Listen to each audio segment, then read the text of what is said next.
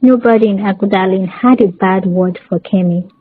She swept the compound steps each morning as if dust was an offense to good manners. She smiled at the market women like they were old friends. She always returned change with a little extra coin. Children talked at her skirt to show her their drawings. She would crush and praise each crooked son as if it were a masterpiece. Men waved. Other women blessed her. She wore simple dresses and carried herself with a kind of quiet that made people tell the story of her goodness to the next person. See clean head, see good heart, Babatunde would say, shaking his head after she helped him pack his fish crates into his motorcycle. The word stuck. Kemi became a kind of small legend.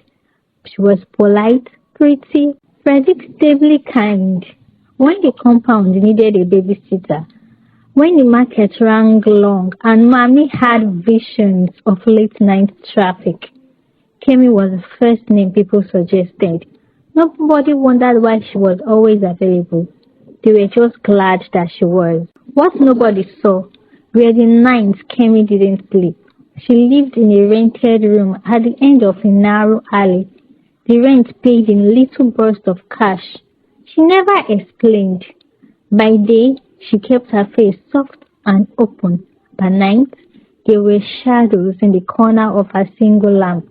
She would stare at photographs stuck to the inside of an old notebook. Photos not of family, but of babies she had never met in houses. They were not her own. Sometimes she traced the outline of a tiny fist in a picture and breathed like she was counting down to something. Kemi had a voice that made people confess to her without meaning to. A mother once told Kemi how tired she was, how men left, and how bills multiplied like cockroaches.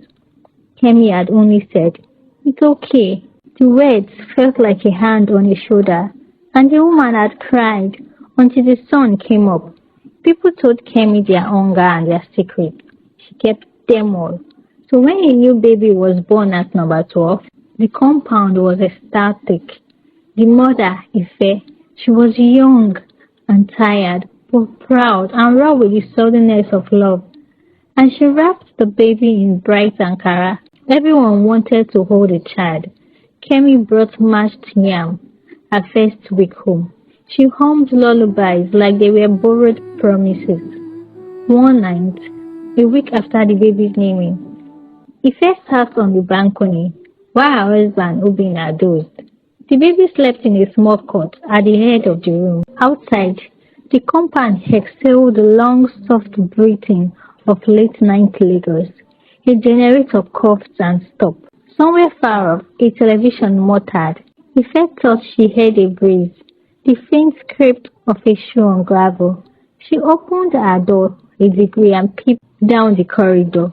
There, under the sodium street light, Kemi stood, her head slightly bowed, her hands folded. She looked like an answer to a prayer.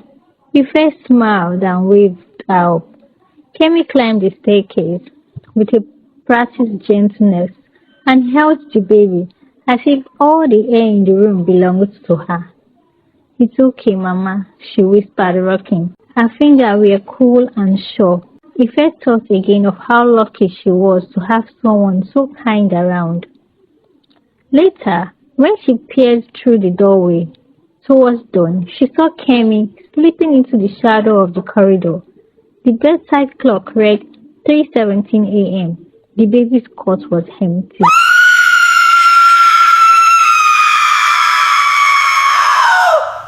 The way the whole world rearranged itself into alarm, Ife ran. Obina woke like a shout and followed. They searched the stairwell, the alley, the market lanes that smelled of fried plantain and diesel. They shouted Kemi's name until their throats bled. Someone else heard the shouting.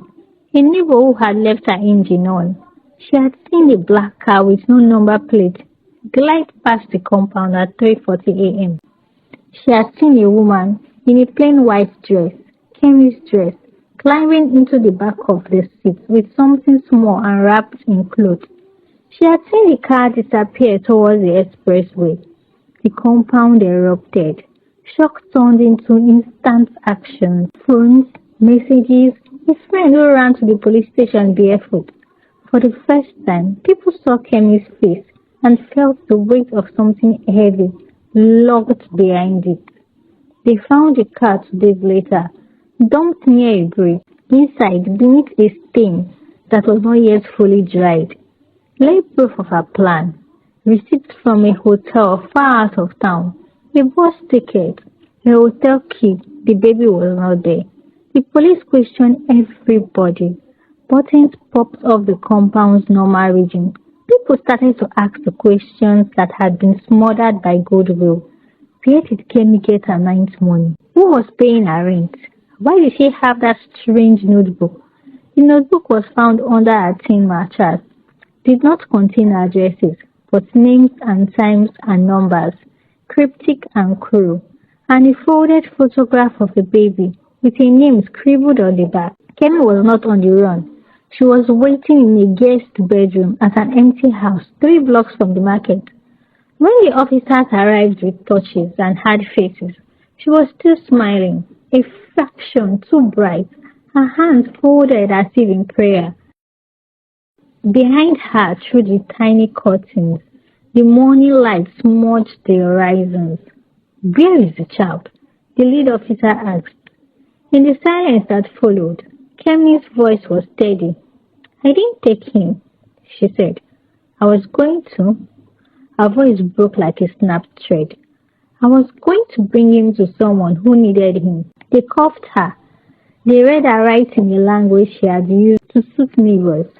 The compound watched as the woman who had once folded their washing and saved their change was carried away. At the station, under the harsh white light that flattened everyone, Kemi told a story that did not make her a monster, so much as a map of desperation. She had been working for months, she said, for a woman who called herself Ma. Ma had promised clean money, hostel fees, better days.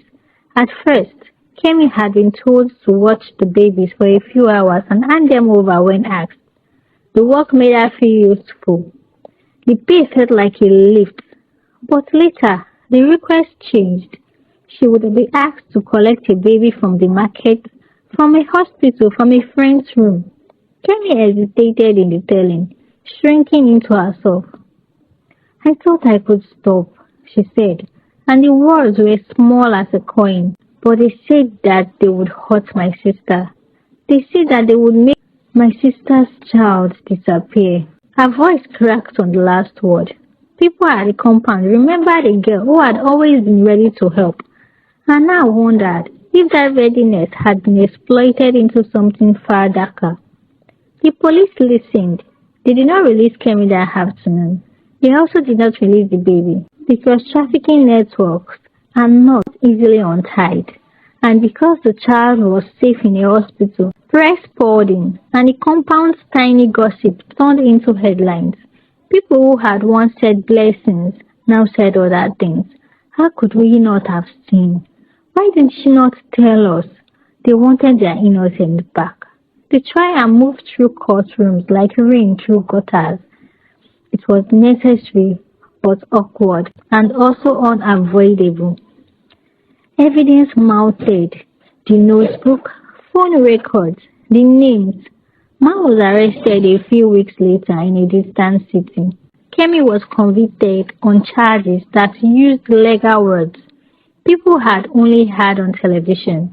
She was sentenced to years that would be measured in grey. At her sentencing, she stood in front of the mirror like a small ship at anchor, and when she spoke, her words did not ask for pity. "I was small," she said, "and I was scared. I made bad decisions, and I am sorry."